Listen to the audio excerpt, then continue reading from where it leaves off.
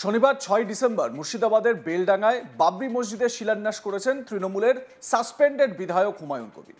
আর ঠিক পরের দিনই কলকাতার প্রাণকেন্দ্র ব্রিগেডের মাঠে ৫ লক্ষ কণ্ঠে গীতা পাঠের আয়োজন করা হয় সনাতন সংস্কৃতি মঞ্চের তরফে। যদিও সরাসরি যুক্ত না থাকলেও অনুষ্ঠানে উপস্থিত ছিলেন রাজ্য বিজেপির শীর্ষ নেতৃত্ব, মানে দলীয় পতাকা ছেড়ে তারা সনাতনী হিসেবে উপস্থিত ছিলেন।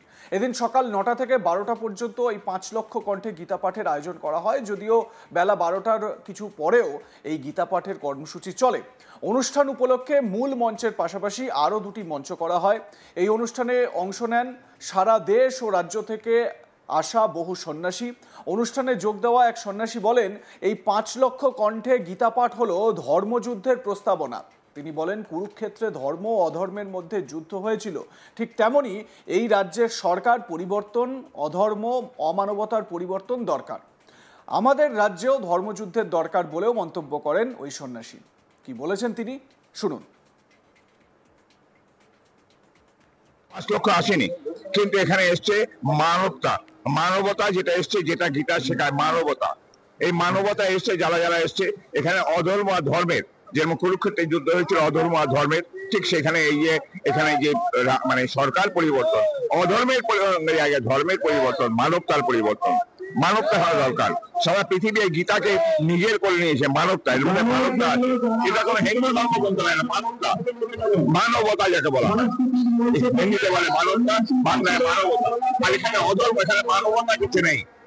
এখানে যেটাই উনি করছেন সেটাই উনি ভাবছেন মানবতা, মানুষের জন্য করে দিতে। উনি মহামারী মানুষ বলেন, কিন্তু মানুষের জন্য। কারণ গীতা হচ্ছে মানুষ কাকে বলে শেখায়, গীতা শেখায় ধর্ম কাকে বলে শেখায়। যারা পৃথিবী গীতাকে আজকে নিজের করে নিয়েছে। তাহলে এটা কি বলতে পারবে একটা ধর্মযুদ্ধের আস্তে আস্তে? ধর্মযুদ্ধের আমাদের প্রস্তাবনা, এটা হ্যাঁ প্রস্তাবনা। কারণ কুরুক্ষেত্র হয়েছে ধর্মযুদ্ধের প্রস্তাবনা। আমাদের রাজ্যে কি কোনো একটা ধর্মযুদ্ধের দরকার? স্বয়ং ভগবান শ্রীকৃষ্ণ ৫খানা গ্রাম নিয়ে, মানে গ্রাম পাওয়ার আবেদন নিয়ে ধৃতরাষ্ট্রের কাছে গেছিলেন যে শান্তির জন্য। সেরকম আমরা যেখানে এসেছি, আমরা যারা হিন্দু ধর্মাবলম্বী, সনাতনী ধর্মাবলম্বী, আমরা এসেছি যে এই মানবতার বিরুদ্ধে, অমানবতা অধর্মের বিরুদ্ধে আমরা ধর্মকে প্রতিষ্ঠা করার জন্য। অনুষ্ঠানে উপস্থিত আরেক সন্ন্যাসী বলেন, বাবরি মসজিদের শিলান্যাস হলো, আবার দীঘায় জগন্নাথ মন্দিরের শিলান্যাস হলো। যদি মানুষ তার ধর্মকে রক্ষা করেন তাহলে ধর্ম তাকে রক্ষা করে। গীতায় বলা হয়েছে, সমস্ত ধর্ম পরিত্যাগ করে একমাত্র আমার চরণে শরণাপন্ন হও, তাহলে তোমরা সকলে এক হয়ে সমস্ত দ্বন্দ্ব, হিংসা, বিবাদ ভুলে গিয়ে পরম আনন্দময় শান্তির ধ্যানযাত্রা করতে পারবে।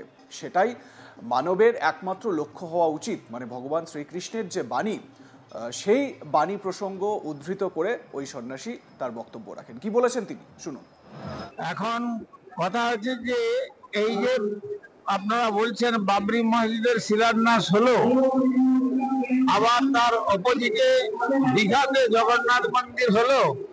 সুতরাং বহুর মধ্যে এক, এই যে একটা মিলনের চিন্তার স্রোত, তাতে মানুষ যদি বিস্মৃত না হয়ে যথাযথভাবে ধর্ম রক্ষতি রক্ষকা, যদি মানুষ তার ধর্মকে রক্ষা করে তাহলে ধর্ম তাকে রক্ষা করেন। সেই জন্য গীতাই হচ্ছে একমাত্র শাস্ত্র, যেটি হচ্ছে শ্রী ভগবানের মুখোদ্গীর্ণ বাণী। তাই তিনি বলেছেন শেষ কথা গীতার ৮ম অধ্যায়ে, সর্বধর্মান পরিত্যজ্য মাম একং শরণং ব্রজ অহং ত্বাং সর্বপাপেভ্যো মোক্ষয়িষ্যামি মা শুচ। অর্থাৎ আমার চরণে শরণাপন্ন হও, তাহলে তোমরা সকলে একতাৎপর্যপূর্ণ হয়ে তোমাদের সমস্ত ভেদ, সমস্ত দ্বন্দ্ব, হিংসা, বিবাদ ভুলে গিয়ে পরম আনন্দময় শান্তির ধামে যাত্রা করতে পারবে। সেইটাই মানবের একমাত্র লক্ষ্য হওয়া উচিত। প্রসঙ্গত এদিন সরাসরি এই গীতা পাঠের অনুষ্ঠানে আয়োজন না করলেও ব্রিগেডের মাঠে উপস্থিত ছিলেন রাজ্য বিজেপির শীর্ষ নেতৃত্ব। রাজ্য বিজেপির প্রাক্তন সভাপতি তথা কেন্দ্রীয় প্রতিমন্ত্রী সুকান্ত মজুমদার এদিন বাবরি মসজিদে শিলান্যাস করার জন্য নিশানা করেন তৃণমূলের সাসপেন্ডেড বিধায়ক হুমায়ুন কবিরকে। তিনি বলেন, বাবরের মসজিদ কেন, নিজের বাবার নামে বানান মসজিদ। অনুষ্ঠানে উপস্থিত বিজেপি নেতা তাপস রায় বলেন, বাবর কে যে তার নামে মসজিদ হবে? আমি জানি না কি চাইছে প্রশাসন ও রাজ্যের তৃণমূল সরকার।